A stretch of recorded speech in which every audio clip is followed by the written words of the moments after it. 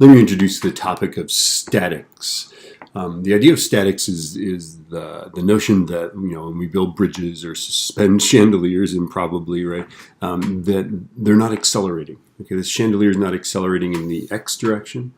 It's not accelerating in the y direction. And if it's able to twist, by the way, we can add up all the torques on it, and all the torques will also add to 0. So if we add all the forces in the x direction, say on this little junction right there, okay, they're going to add to 0. All of the forces in the y direction will add to 0. And if it's able to twist, it'll also, all the torques will add to 0. And we'll go through these step by step, right? We do need to draw pictures. If there's a weight, like here they calculated the forces, 1960 or something like that, right? We'll do that. And then either calculate or express the components using SOHCAHTOA.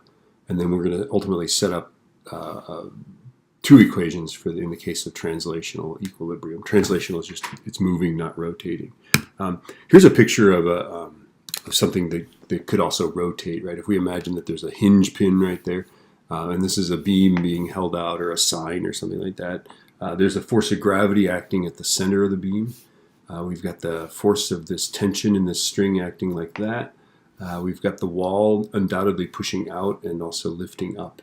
And this thing, we're going to set up all the forces in the x direction, right? So in the x direction, number 1, plus or minus force 2 in the x direction, plus or minus force 3 in the x direction, right, are all going to add to 0. And the same is true for the y direction, right? Plus or minus force 1 in the y, plus or minus force 2 in the y, plus or minus force 3 in the y. That's going to equal 0. And then we'll also, by the way, for these, we'll actually pick up torques, right?